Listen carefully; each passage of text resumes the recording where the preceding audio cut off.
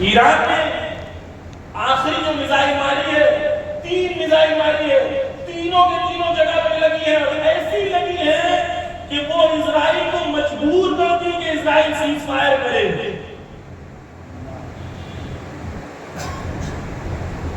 کہاں سے آئی میزائل؟ علم سے۔ ایران میں مولانا لوگ نے تعویذ دیے تھے پروفیسر لوگ کو، سارے پروفیسر ایک میدان میں گئے، تعویذ پہنے اور سو گئے، اور صبح اٹھے تو سب نیوکلیئر سائنٹسٹ بن گئے۔ نہیں، کہا کہ انجینئر کی ضرورت ہے، آؤ 1000 بچوں کو جمع کرو، تعویذ دو، رات کو تعویذ پہنے، صبح اٹھے تو سب انجینئر بنے۔ ایسا ہوتا ہے؟ نہیں۔ خدا نے جو دنیا بنائی ہے وہ کس کی دنیا بنائی ہے؟ کاز اینڈ ایفیکٹ کی دنیا بنائی ہے۔ خدا نے وعدہ کیا ہے تم محنت کرو گے تو میں دوں گا، محنت نہیں کرو گے تو 30 سال محنت کی، پہلے تو رہبر ایسا ملا جو بصیرت تھا، جو جانتا تھا کہ ایک دن خیبر ہونے والی ہے، ذوالفقار کا ہونا ضروری ہے۔ سبحان اللہ، سبحان اللہ، سبحان اللہ۔ اور رہبر نے کہا، یہ بھی سب کہتے ہیں نیوکلیئر بم بنا دو، ارے عزیزان گرامی، رہبر نے کہا ہمارے جوان نیوکلیئر بم سے زیادہ خطرناک ہے۔ واہ واہ، جوان، ایمان والے جوان، وہ جوان جو علم کے میدان میں وہاں پہنچ جائیں جہاں دشمن ان کے علم کی وجہ سے ان کے اندر اتنی قدرت نہ ہو کہ اونچی نگاہیں کر کے تمہیں دیکھ سکتے۔ جب ایران میں 13 جولائی کو ان لوگوں نے ہیک کر لیا تھا پورا سسٹم، ان کا ایئر ڈیفنس سسٹم، اور ان کے جاسوسوں نے ہی کیا تھا، ایرانی جاسوسوں نے ان کا خود کا ایئر ڈیفنس سسٹم ہیک کر دیا تھا۔ ان کے پاس شام کو 7 بجے تک ایئر ڈیفنس سسٹم نہیں تھا۔ ایک جوان، صرف ایک جوان نے اپنے علم کی بنیاد پر پورے ایئر ڈیفنس سسٹم کو دوبارہ ہیک کر کے ایران کے کنٹرول میں لے آیا۔ مولانا مجھے ایران بھیج دو، مجھے ایران بھیج دو، کیا ہو تو جو تمہیں ایران بھیج دے؟ یہاں رہ کے اسرائیل سے نہیں کر سکتے، آرٹیفیشل انٹیلیجنس سے نہیں کر سکتے، سائبر سیکیورٹی سے نہیں کر سکتے۔ آج دنیا تو گلوبل دنیا ہے نا، اکنامک جنگ نہیں کر سکتے۔ عزیزان گرامی، جب تک علم کے میدان میں آگے نہیں بڑھو گے، جب تک مولا علی کہتے ہیں نہج البلاغہ میں دنیا جنگل کی طرح ہے، ایسا ہونا نہیں چاہیے لیکن ہے۔ یہاں پر ہر بڑا جانور چھوٹے جانور کو کھانے کے فراق میں ہے۔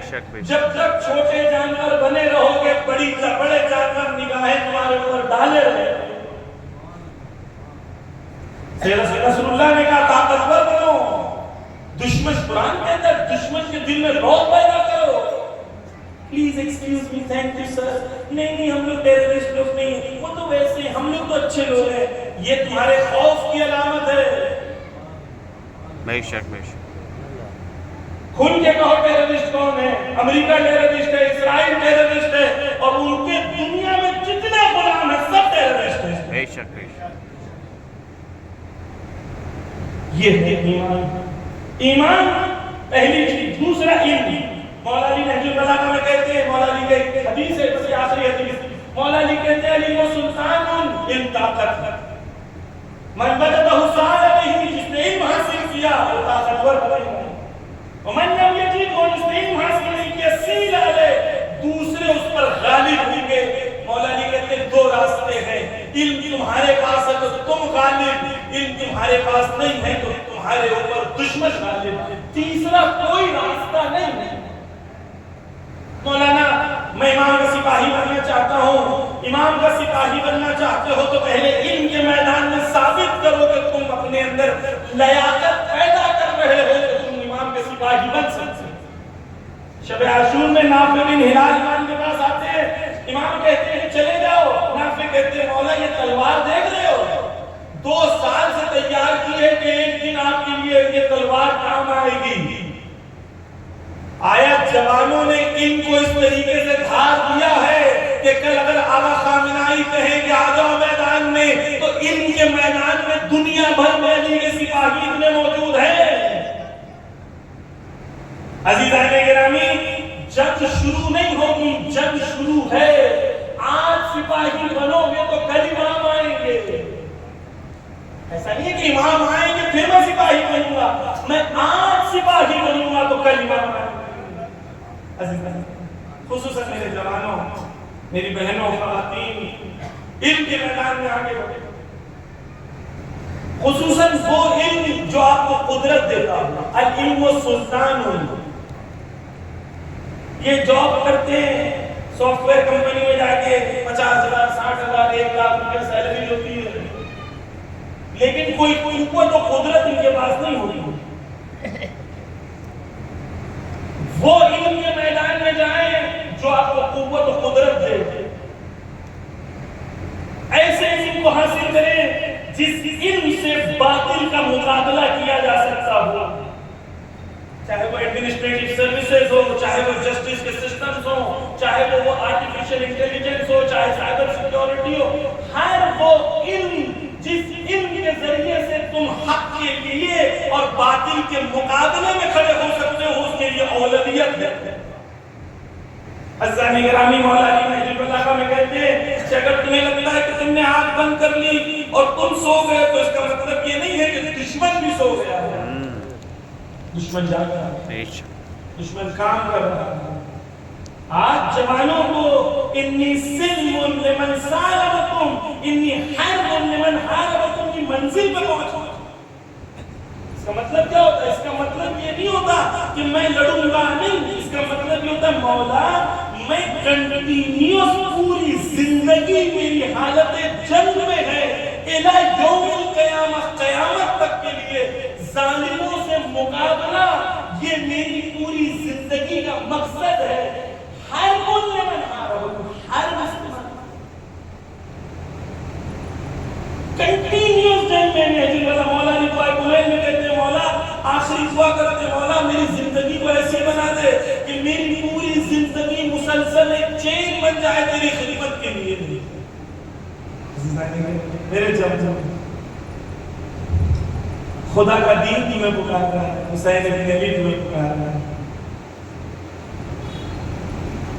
جب حسین نے کہا تھا نا موجب دے دو، تو اس خیمے میں جو میرے ساتھ تھے، میں نے عرض کیا کہ امام حسین نے خیمے میں سب کو بلایا اور کہا کہ میرے ساتھ وہ چلے گا جو لقاء اللہ کے لیے تیار ہوگا اور اپنی موجب کو لینے کے لیے تیار ہوگا۔ فَلْيَرْحَلْ مَعَنَا، وہ میرے ساتھ چلے گئے۔ امام حسین نے یہ کہا اور امام حسین چلے گئے اور کہا کل صبح کے بعد نماز صبح کے بعد میں چلوں گا، حرکت کروں گا۔ علماء کہتے ہیں 300 لوگ تھے، 300۔ جب امام صبح نکلے ہیں تو 300 میں سے 50 رہ گئے، 250 سوئے گئے۔ یہ لوگ کون تھے؟ یہ لوگ وہ تھے جو امام حسین کا ساتھ دیے، راستہ میں ساتھ چلے، مکہ ساتھ گئے۔ مکہ میں امام نے کہا حج مت کرو، تو ان کا اتنا ایمان تھا کہ حج نہیں کیا، یہ نہیں کہا کہ میں حج کر کے آتا ہوں، امام کے ساتھ حج چھوڑ دیا۔ لیکن جب امام نے کہا کہ اللہ کی لقاء کے لیے چلو، اللہ سے ملاقات کے لیے چلو، تو ان لوگوں نے زندگیوں کو تھام لیا، حسین کو چھوڑ دیا۔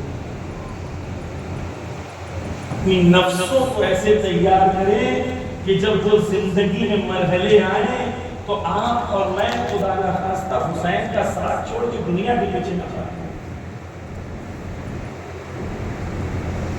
چھوڑ دیا لوگوں نے سارے گانے، کوفہ والوں نے خط دیا، چھوڑ دیا حسین کا ساتھ۔